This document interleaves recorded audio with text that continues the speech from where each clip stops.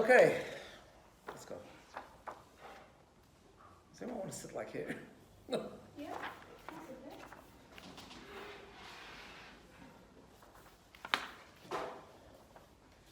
I think people maybe forgot there was a shit there. I don't know why. It's really strange, isn't it? Although there's no parking, what did you park in?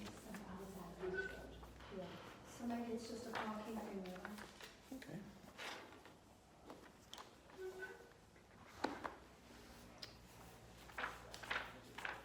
It's quite a fundamental prayer, this actually.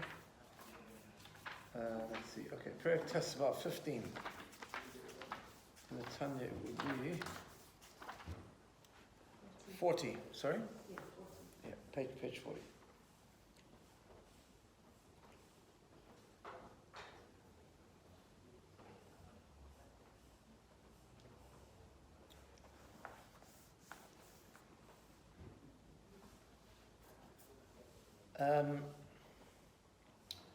Okay, so in the light of what the Alter has been explaining until now, he is going to begin this parak by answering a question in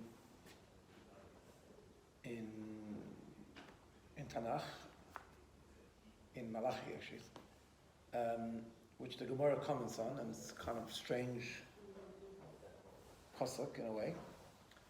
And the Alter Rebbe explains the meaning of the pasuk. So, in light of what we explained till now, it will give us an understanding of this pasuk. But the important thing to understand is that Alter Rebbe in Tanya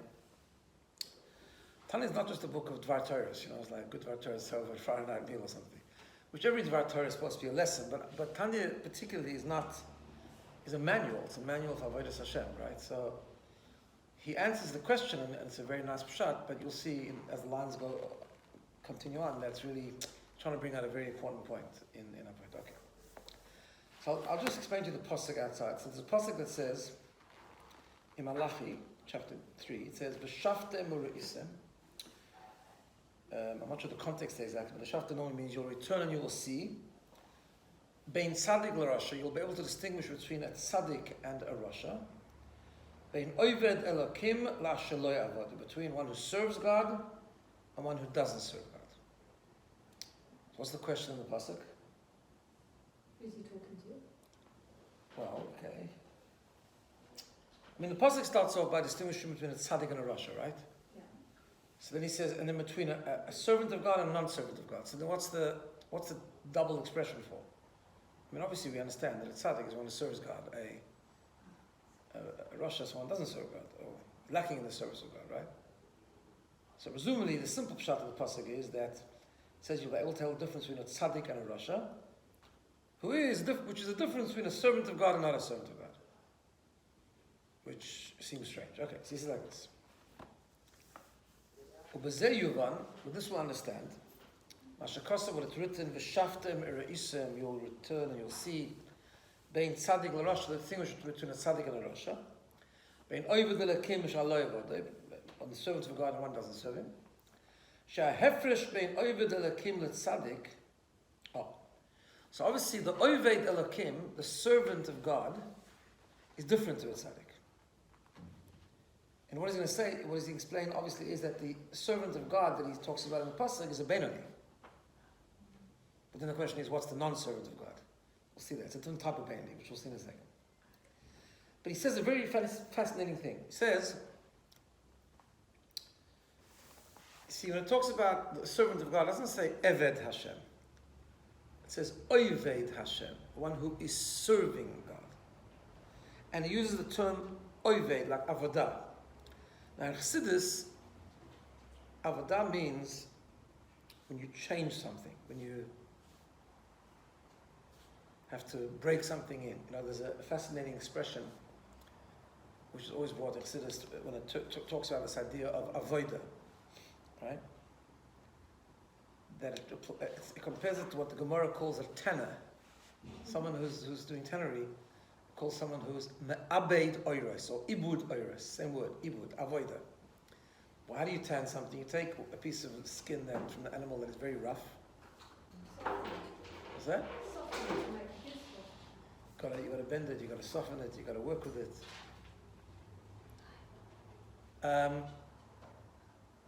and sorry, there's just something strange on this thing. Josh, whatever, doesn't matter. 40 now.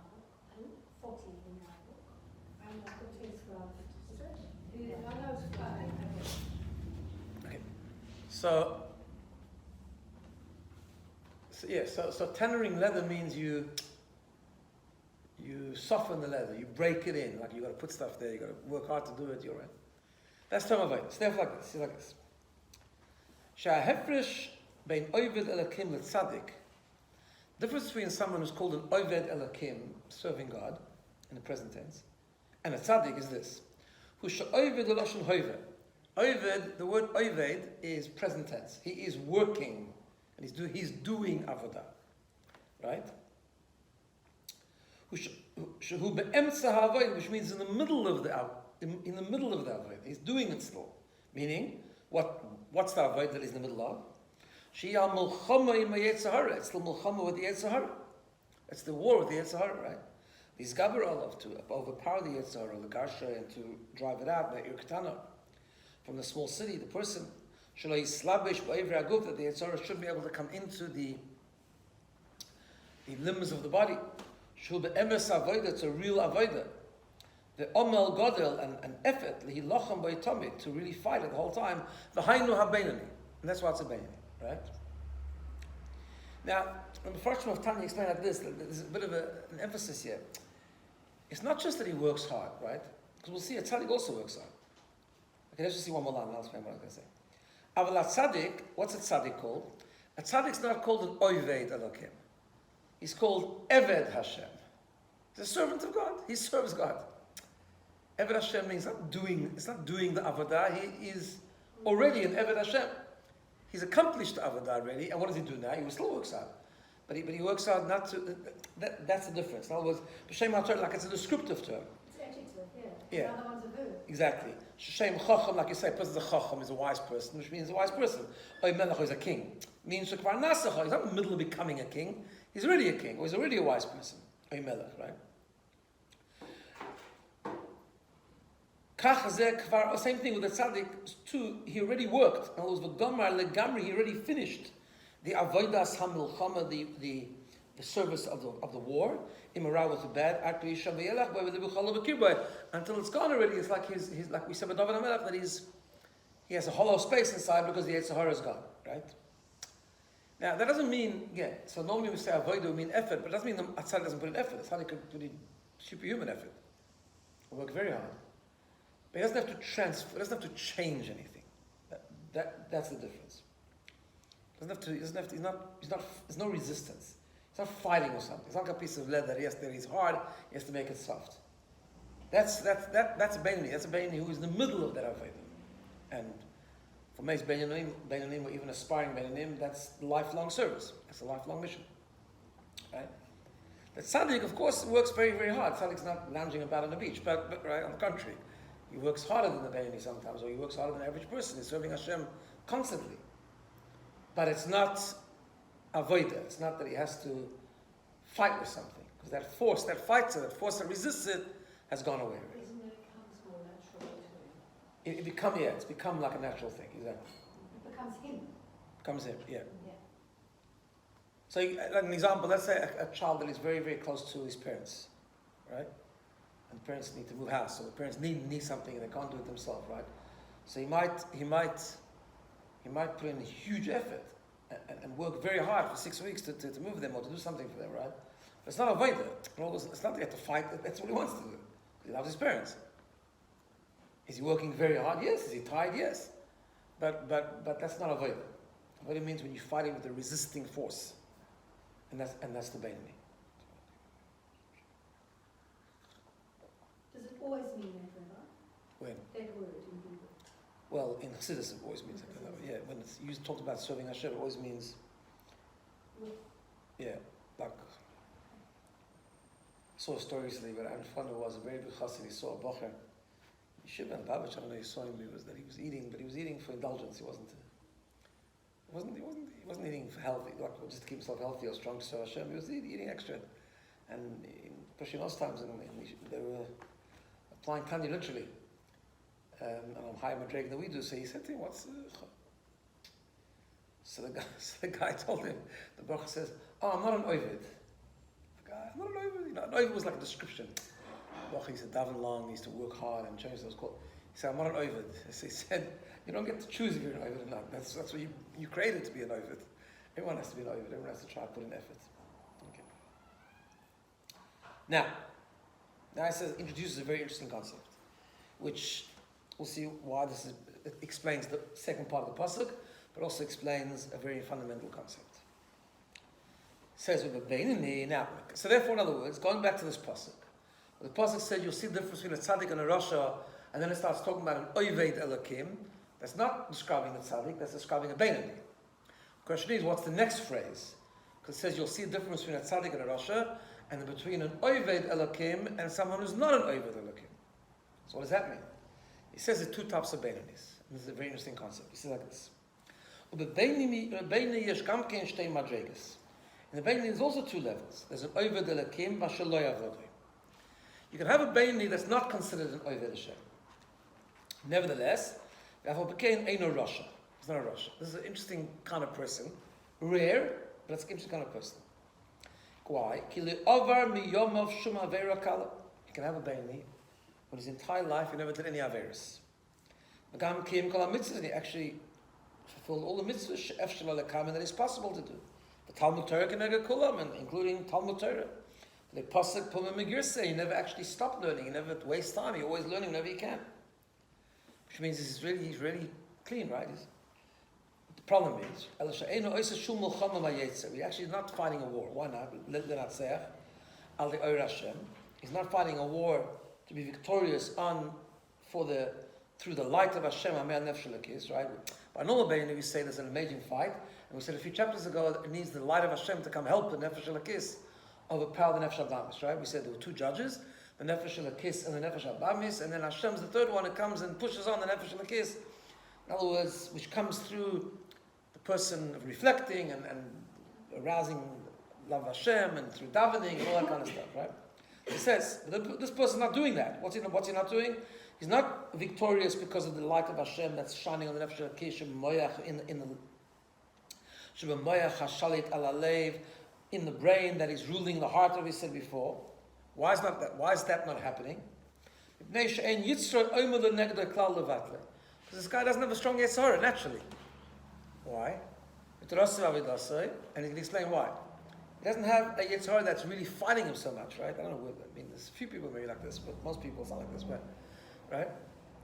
He doesn't have a Yetzirah fighting him to take him away from his Torah, and his service of Hashem. Sorich doesn't really have to fight with it at all. Why? For example, he says, Kagoin, for example, Shu Masmin Bili Mudai Betiva Betel Dasai. You have certain people that are born Masmidim. You know what a Masmid is? A person who always learns, right? There's certain people that are born intellectual people. They just love to learn. They love to learn. Okay, so you're learning Torah at least, but, right? In other words, they're not just, it doesn't interest them. And he said, actually, it's a type of personality. Alidei Tagboiris Hamora Shchoira. He says it's through the strengthening of the black bile. You know, we have this concept that there's 4 biles in the body, which have different colors. There's black, yellow, red, something white, I think. Right? Normally depression is associated with, the Rambam says, with this imbalance, and there's too much of Mora Shchoira. There's too much of the black stuff, the black juice, or the black bile, whatever you call it, in the body, then that brings like a more of a depressive sort of person, right? So he says over here you can have a person that has Mora Shchoira. That's why in modern Yiddish, if a person is sad and down, you call him a Mora Shchoira. That's where it comes from, right? But you can have a person not depressed. It's just he's not an excitable person. He's just a cold person who just loves to be in the books. You know, it's fine, right? And therefore he says, "V'chein ein lo milchama b'tayvas nashim," is a person that's not tempted by immorality, by with women. He says, "Not like why just a cold person. He's just not interested. Cold person.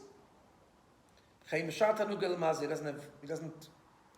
The worldly pleasures doesn't tempt him much, right? He's lacking that sense of pleasure from this world. He just loves to sit and learn, and he's fine. He's okay the way he is. Right? Now, that doesn't mean to say a person doesn't have Yetzirah. I mean, we have people who don't serve Hashem of the same personality, right?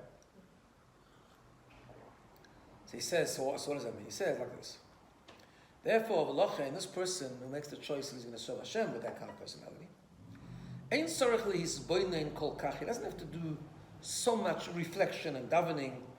B'gedulas savaya lochoilid maybe nosai to give birth through his chachma, through his BINA, ruach das and the spirit of real connection, v'yiras Hashem and the fear of Hashem b'moicha in his mind, lishomer shalalav mitzlaisaseh, to be really pumped up that he's not going to transgress a negative commandment, or the avos Hashem, or to build this flaming love of Hashem, as we said before, belibo in his heart, the dofka boy, to cleave to Hashem, the kiyum mitzvahs, to do mitzvahs, Talmud Torah, keneged kula. So what does he do? How does he make it? Elo, dailoi be'ava mesuteres asher b'leiv klalos Yisrael. For him, it's enough the regular innate love that every Yid has. Yeah, that innate love. It's called the hidden love of the neshama, which he will talk about before. Up to now, we just mentioned, we mentioned that a Benoni needs to actually have revealed love. He has to have what's called his bonus. He has to really reflect. And I was for a normal Benoni to win the war. That's why I explained this when we learned it, that davening is such an important part of Tanya, because for a real Benoni to win the war, it takes a lot of thinking, right? It takes a lot of thinking to understand that there's nothing that's really of value other than Hashem. Right? To do that, that takes a lot of davening, it takes daily davening, it takes hisbonenus reflection, with chachma ben adas, to think about the greatness of Hashem, right? Which is done through like learning things like Tanya and Chassidus and things like that, where you understand the lowliness of the world and the greatness of God, right?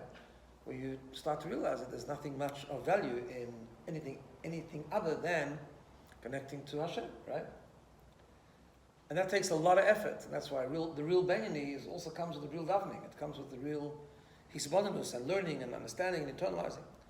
This guy, the one that's not over Hashem, and also we explained before that what happens is he does it through learning before davening, contemplating before davening, and then davening, where in davening he almost becomes a semi-tzaddik, right? He's like so fired up, even though he's not really fired up because Nefesh Abamis is still there and it comes back after davening, but at least the firing up was enough then to fight the war.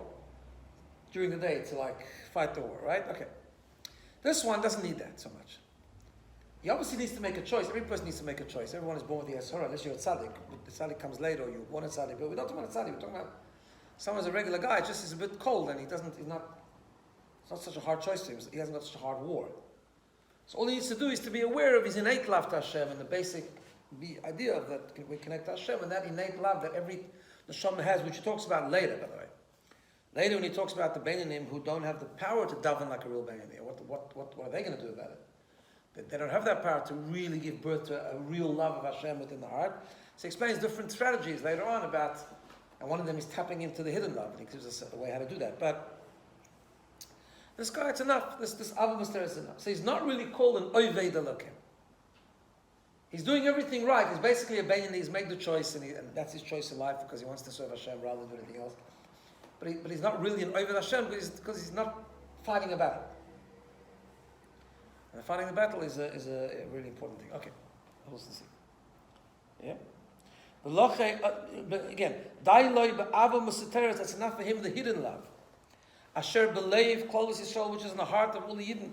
Shenikru, we are called Oyavei Shmoi. The pasuk refers to the Jewish people as Oyavei Shmoi, the ones who love His name, meaning we are natural lovers of Hashem.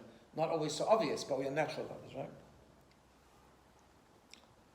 Connected to Purim, that was the idea of Esther. Esther represents the Yid, that's the love is hidden, but it's there. Right? And Purim comes out and so on. Okay. V'lochein, therefore, eino nikra oved klal. Therefore, he's not called an oved. Why? Ki avazu musateres, this hidden love, eino pulase, is actually not a result of his own effort anyway. V'avidose klal. And the Yerusha Seinu, it's an inheritance. It's an inheritance that we have from our forefathers. We got it from Avraham Avinu. We'll explain a little bit later in chapter 18. Avraham Avinu bequeathed us with this hidden love through his neshama. And every Yid has this, that's why every Yid believes, every Yid loves Hashem innately. Hiddenly at least, right? So when you tap into it, if you're that kind of personality, you don't need to really fight this raging war. Obviously you did something, you're tapping into the hidden love, but that's not called an Oved Hashem because Oved Hashem is... we have that love anyway. It just needs a matter of tapping into it. Okay, so he did. But it's not really called an Oved Hashem like the real Benoni who's fighting that raging war. Yeah? Okay, so that explains the pasuk. So let's go back to the pasuk. Ushaftem ureisim, you'll see the difference between a tzaddik and a rasha. And then we go to a Benoni, which can be divided into two parts: Bein Oved Hashem, the one who loves Hashem, and the one who doesn't love Hashem. Not love Hashem, sorry. The one who serves Hashem and the one who doesn't serve Hashem. Because serving Hashem, to be an Oved Hashem, means you're fighting a war, and that second Benoni is not really fighting a war, even though it's a Benoni. He's not doing anything wrong. Now I see something amazing, which is so relevant to us. It's like this famous thing I mentioned before, but let's see. The same principle, so what relevance does it have to all of us? Most of us are not repressed people, hopefully, in that sense. And we do fight a waging war, we have a big war to fight. This is like this. But we can still apply the relevance and the difference between an Oved Hashem and an Oved Hashem. It says, even if you have a person that's actually not a natural, diligent person, he's not naturally learning Hashem, learning Torah every minute, right? So you have to fight for it. Rak, shehirgil atzmoi lilmoid, he accustomed himself to learn with great diligence. And what happened was, after a while, after a while it became natural. You have people, you can acquire a second nature, right? You have people who have to fight to be able to have a geschmack and enjoyment of learning. But then eventually they do it and they learn every day and now, it still becomes natural. Dailoi, Ba'av Musteris is now at the point where you can learn, he's using learning as an example, where you can learn all day or learn every spare minute, and it's enough just to use the hidden love. So in other words, you can get a Benoni who's a real Oved Hashem, and it becomes Loi Avodai. He becomes a non-Oved Hashem, because he got used to it. Right? Elohim came, Roitze Lilmoid Yoiser Mergilusa, unless he wants to learn more than he's used to. In other words, he's introducing a very, very important thing. Even if you have to fight a war to get to a certain level of serving Hashem, and then you become used to it, now you've got to take the next step and go into an area where it is a war. Because you have to keep growing and keep fighting the war. Because Nefesh Habahamis is still there, by Benoni, right?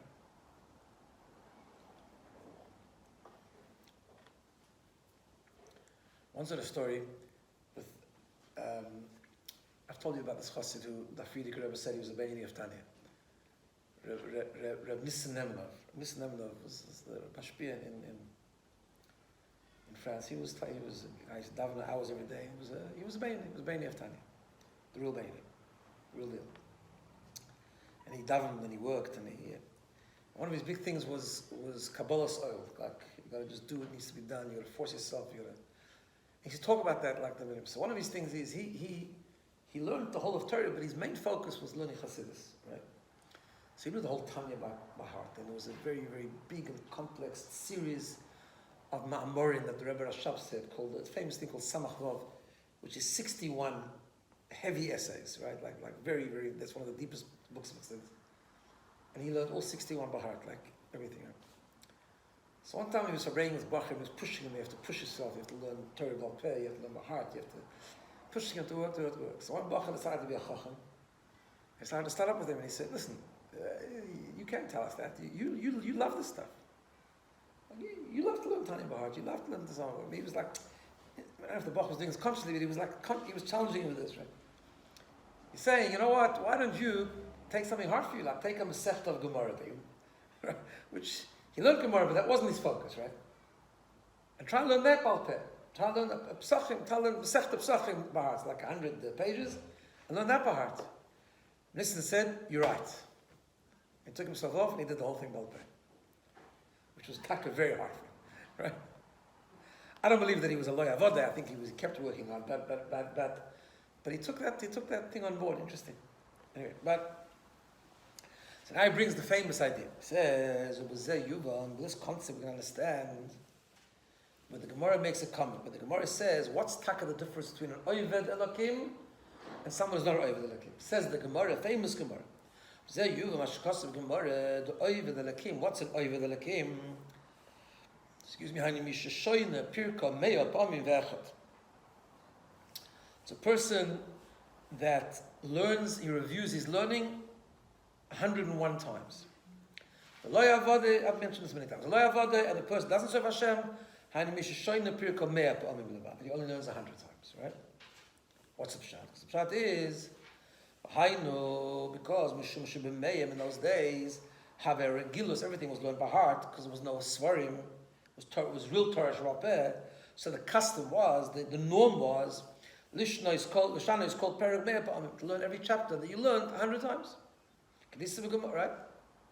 And therefore that's called the non-serving Hashem. That one more time that you learn, that's called the service Hashem. That's hard, breaking your habits. Okay, the Issa also, like it says over there, and it brings a moshel in the Gemara. Gemara moshel, what's a moshel? So it brings a moshel, mishuk shel chamorim.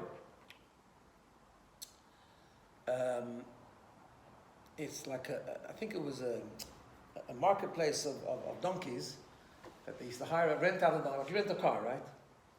But like you rented a donkey, but sheniskarim le'eser parsa, to rent out the donkey that it was able to go 10 parsa, let's say 10 miles, whatever parsa is, it's a type of measurement, bezuzah, and they should charge 1 zuz for that, right?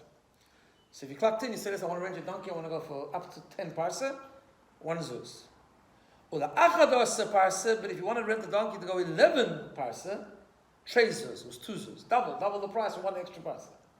Why? Because the donkeys were trained to go 10 parsa. You say, yeah, you want to take my donkey for 11 parsa? It means you're going to challenge it. It's wear and tear. You're going to challenge my donkey then. So then it's 11 parsa. It's 2 zuz, double. Right? Therefore, same thing with learning. That 101st time, which is more than your habit. That you trained yourself when you were young, shkula keneged kulan. It is equal to all the 100 times. That one extra time is equal to all the 100 times. And is higher than them even.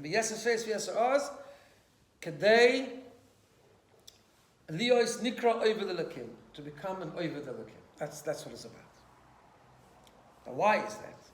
It says because when you have to go into a territory where you have to break your habits, in order to change your habit, in order to change your nature, that you need to work hard. And that you have to all of a sudden go back and you have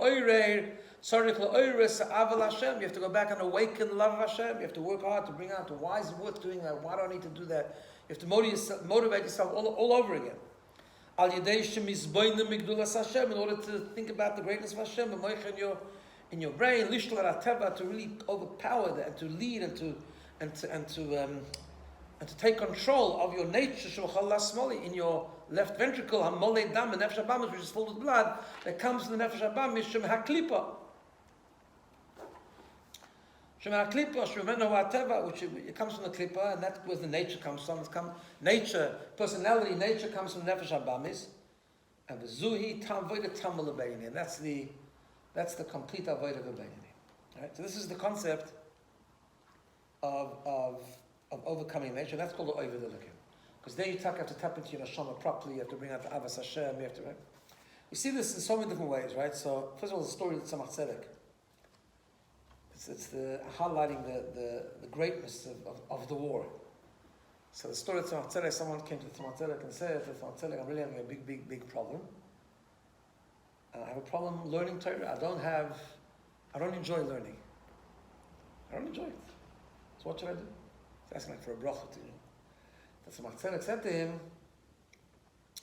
And he said to him, oh, you lucky guy. Like, what should I do? I do enjoy learning. In other words, Tzemach Tzedek was saying to him, you're actually one up on me. I actually enjoy learning, so I don't have that advantage of okay, I'm sure he did on his level, he can go the 101st time, but he's saying you're in a better space, right? Okay, I mean, the truth is that these things are always very nuanced. There's a very big advantage having in other words, trying to bring out a point. It doesn't mean that no one should enjoy learning. Because actually, to really be successful in learning, you do have to enjoy learning. It might start from failing the war, but you have to develop some enjoyment in learning, because we have to enjoy Yiddishkeit also. That's just, then we always find something that we can go further in, right?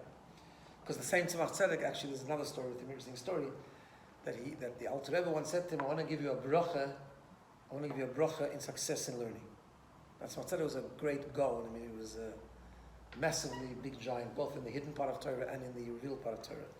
He was, in his time, he was accepted by even non-Hasidim as a very big halachic authority and so on and so on. There's responses from him. He was a tremendous guy.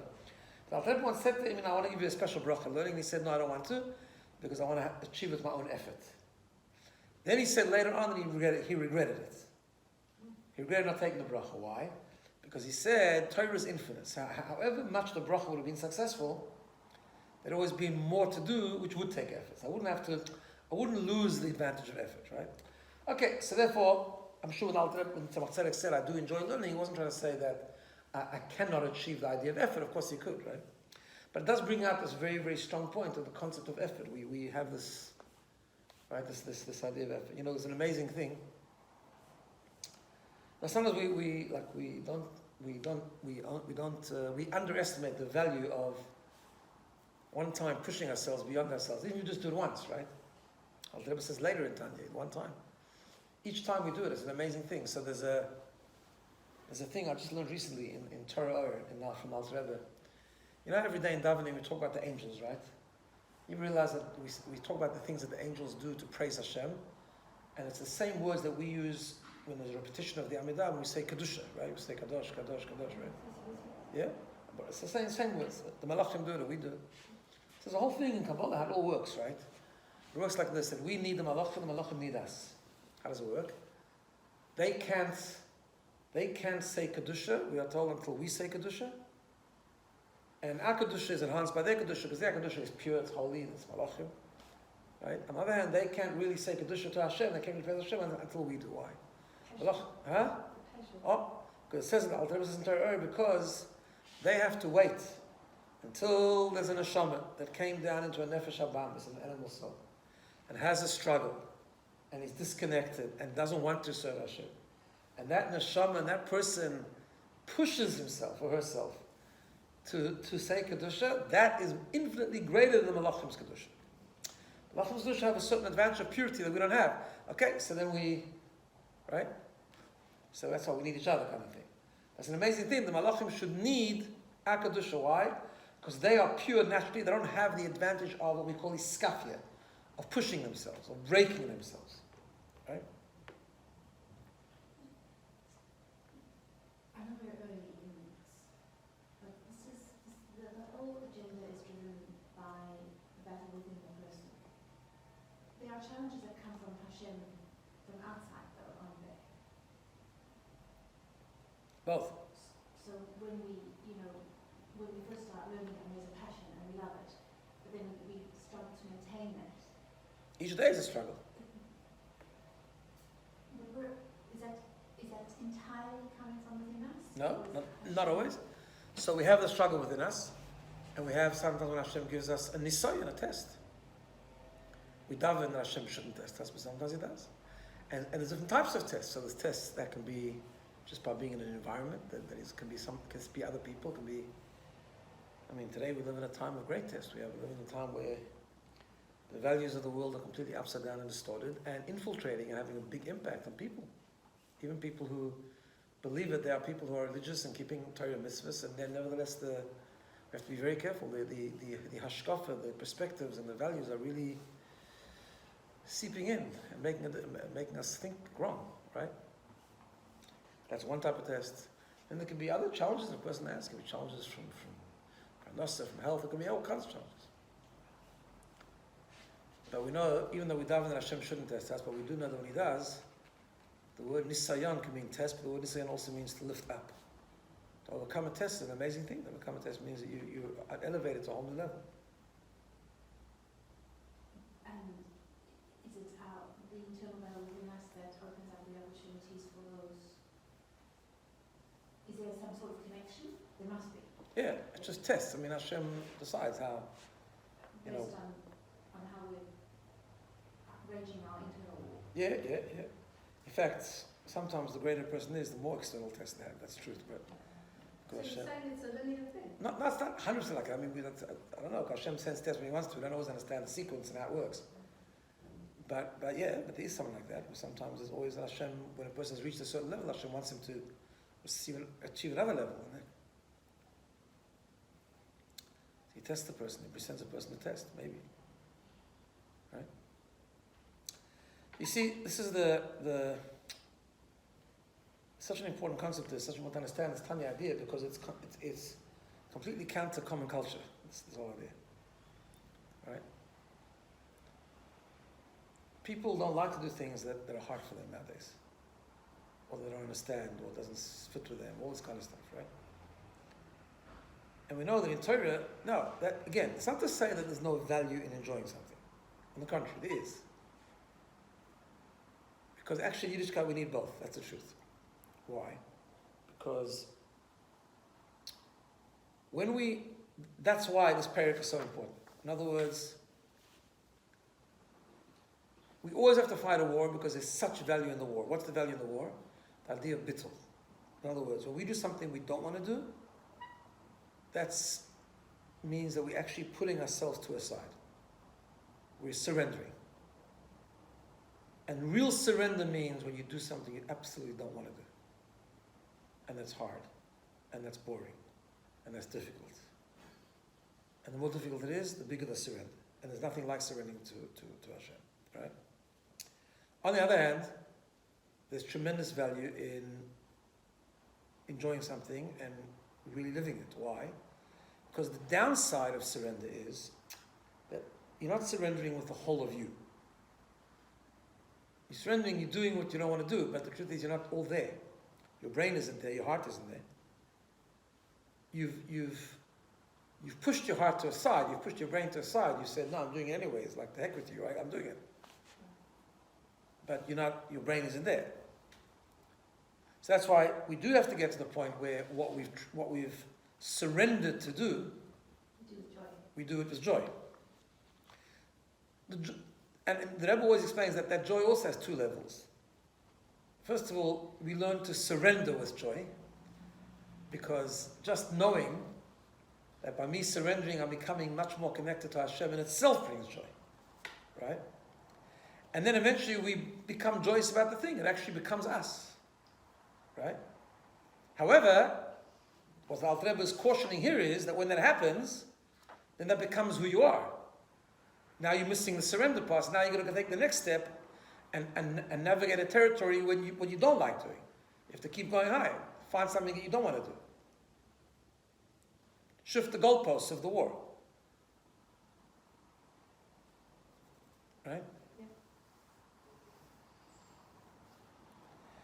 And later on, the Alter Rebbe says that if a person does it even once, every time we break ourselves is a turn. It's like the eternity of a mitzvah, same sort of thing, right? This person should never think like, I'm not breaking myself every day, so then what's the point? It's like I won't do it all together. It's not true. Let's say I failed today, but then tomorrow I want to do. So human nature is, if it's not working, I'm not doing it, right?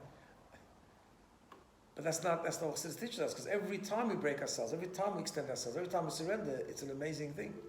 I'll tell you a beautiful word I saw in the Megillah, since we're still in the still month of Adar. So it says about a famous question. It says by Mordechai lo yichra v'lo yishtachaveh. He didn't bow down and he didn't prostrate himself. Right? That's different. The problem is the grammar of that is that it doesn't say he didn't bow down. He said lo yichra. Yichra is in the future. He won't bow down, and he won't go on his face. So what does that mean?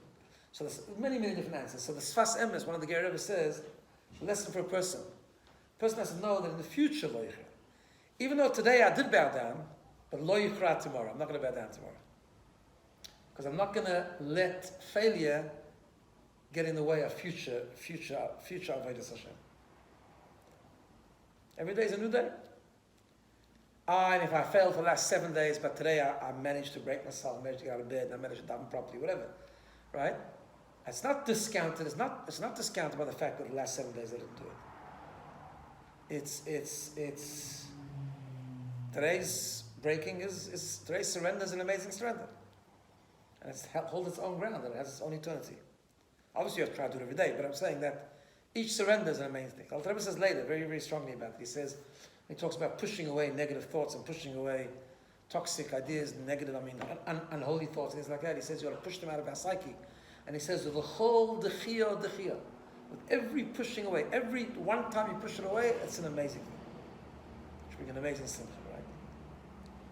By the way, even the malachim themselves, we find, if you go in the davening, you'll see there's two types of malachim. I don't know if you realize, there's malachim that say kadosh, kadosh, kadosh. There's malachim that say baruch kvod Hashem b'mkoymer, right? It's both.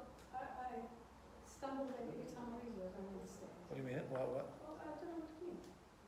Okay, so we have to go into that, what it means. But I will tell you this. If you look about how the malachim are doing it, it's actually two types of angels. The first one are the srafim, the very, very high angels. And over there it says, sorry, yeah. Those malachim you'll see are very quiet.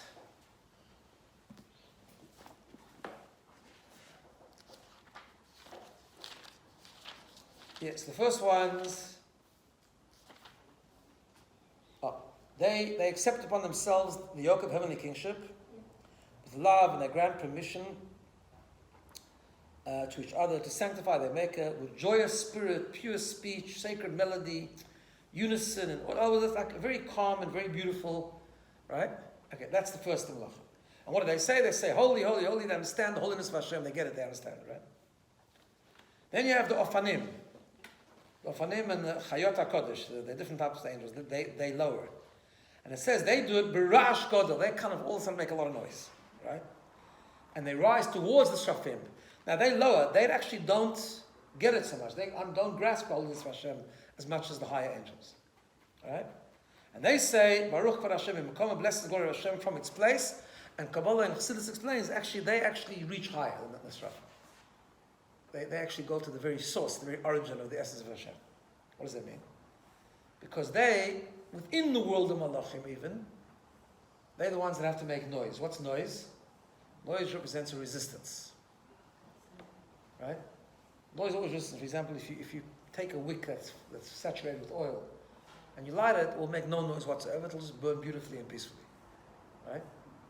On Motzei Shabbos, when you make Havdalah, you put your Havdalah candle in the wine, and now it's got some non-flammable stuff there. And someone else comes, I don't know if you've ever seen that someone else comes, wants to make Havdalah, and relights the Havdalah candle, it crackles. Why? Because it has water there now, wine, whatever. So it's fighting. There's a resistance there. Noises means when you're struggling, right? So the Srafim are the Malachim of absolute purity, the no calmness, right? Like when Hashem gave the Torah, the world went silent, it says. Why? Because Hashem was so revealed, there was no resistance whatsoever. The world just became completely quiet, except for Hashem's voice. Right? So it says, the bird didn't chirp, the lions didn't roar. The world went completely silent at Matan Torah. Why? Why silence? Why is that so important? Because there was no resistance whatsoever. The world just fell into place. Purim, on the other hand, going back to Purim, is the festival of noise. We make a lot of noise, Bahama, right? Why? Because Purim was darkness. Purim was there's plenty of resistance. Hashem is hidden, can't find it. Right?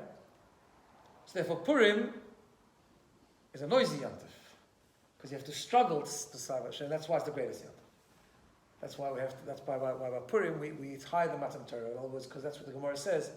At Matan Torah there was no resistance, so it was almost like it was forced. Like they didn't have a choice, because Hashem was obvious. Purim, they had to discover Hashem, so they re-accepted the Torah in a much deeper way. Right? I'm saying, just brings out, there's so many, we can go for hours on this, but this brings out this concept, the beauty of actually surrendering, the beauty of doing something we don't want to do. And that's really, being a chassid, learning chassidus, that's really what it's about, avoid it.